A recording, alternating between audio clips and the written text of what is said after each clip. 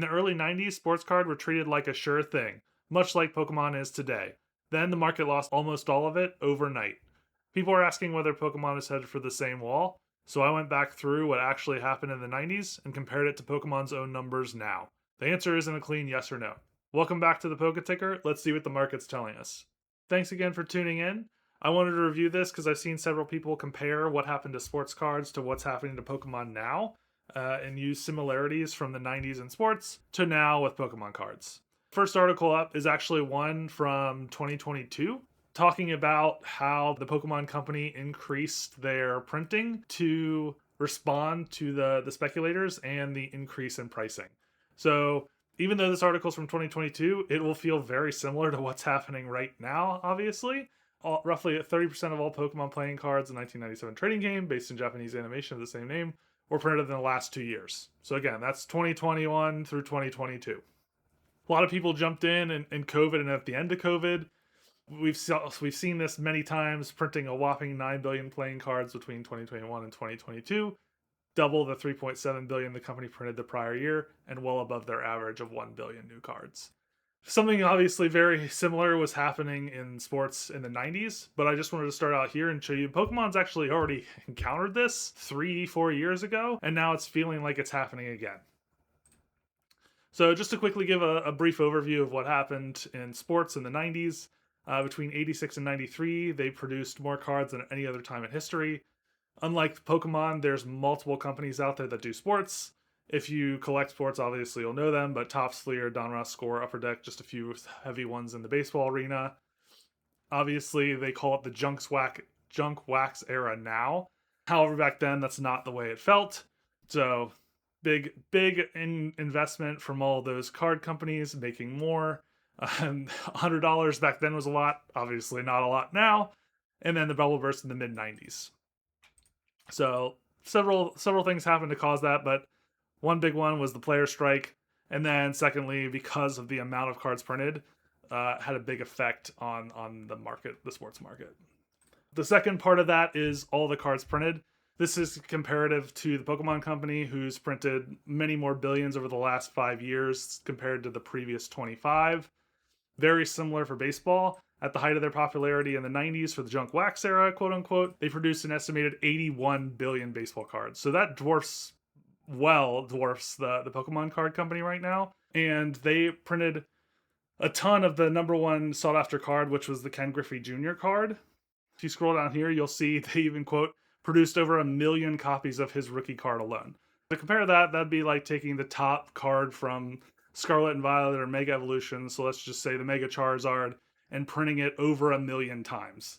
There's some promos like the Great Felhout Pikachu, which I talked about last week.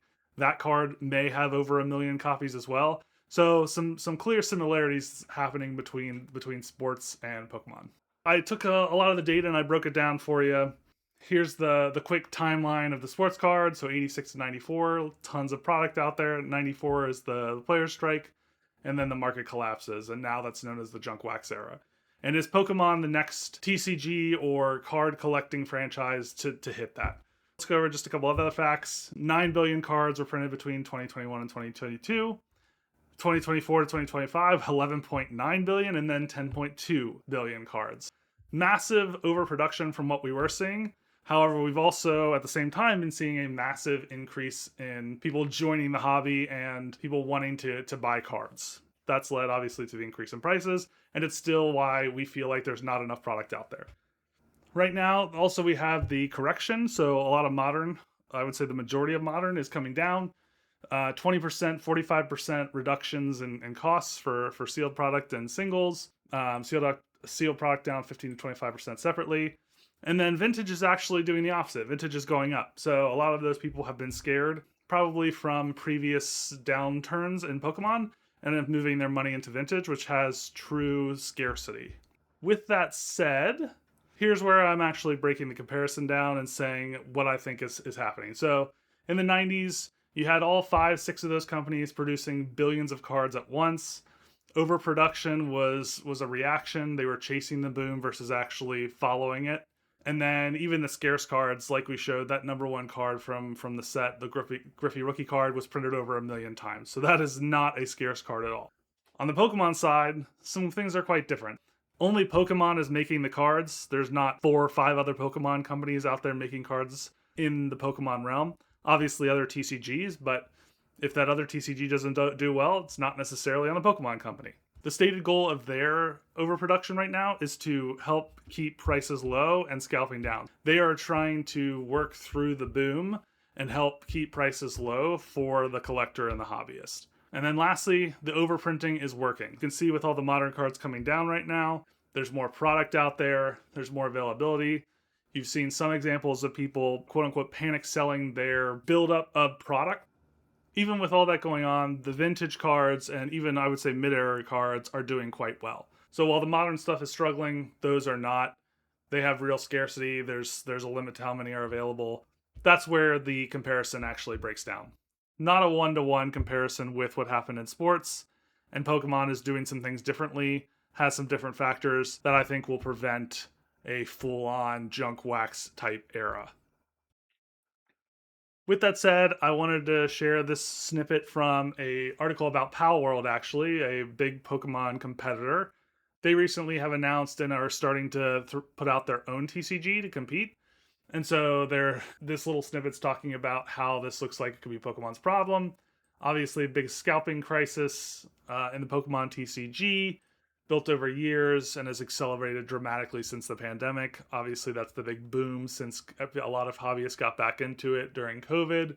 And so the Pokemon company has been forced to acknowledge the shortage several times, and that's why they're building the huge facility. But again, this phenomenon is not a Pokemon problem. It is a TCG problem. One Piece, Yu-Gi-Oh is coming back, Power World's announcing, Disney. There's so many TCGs out there, and they're all hitting these issues because collectors and the scalpers that follow them are speculating heavily on these things doing well because they've seen them do well over their history. Just a quick snippet here on why Pokemon card prices are dipping. This is obviously what's happening right now. I really just like this timeline to show you how far we've come. So the original Pokemon craze, a lot of the original collectors were 8, 9, 10, 11, 12. They get into their teenage years, high school, college. That's when all the prices dropped when Pokemon first came out. And then once that generation of kids started having their own disposable income, that's when you see the Pokemon card companies slowly start to pick back up. And then the COVID boom ramps it even into higher gear. Just keep that in mind. I'm one of those people who collected originally and then got away from it. There's tons of people out there like me. You may be one of those people. And that's bringing a lot of collectors back into the hobby in addition to their kids. And then if you have been following some of the news, this was announced last week. These RGB Mew Pokemon cards are looking more and more like they're real. The thing I want to call your attention to is appears in just one of 20,000 packs. This was an article that came out and says there's an insider that claims their rarity is 1 in 20,000 packs. If that's the case, it feels a little strange to me that they've already found several of them. I can't imagine they've opened 20,000 packs before the product is released by 3-4 weeks. But this is something that has me concerned because it's not something the Pokemon Company has done. There's not a lot that is this rare from a pack pool experience. They may have a promo or a contest winner, things like that. But to put something in a pack that's rare is concerning because it's leaning more into the sports aspect. Those numbered or serialized cards. And it's, in my opinion, not a good time to do this because to me, this is a tactic that you would pull when you're struggling, not when you're doing well. The market's already going crazy. I know we have a little bit of downturn in the modern, but the hobby overall is doing quite well. This is something you put in to bring attention and excitement back into the hobby. It's what sports cards and some other TCGs have done when their products have started going down or they didn't have a lot of excitement around them. And it's really been effective in bringing that back to those collections. And it's not something that I personally want to see at this time. It just feels like it'll take the market fervor at the current level and push it even higher.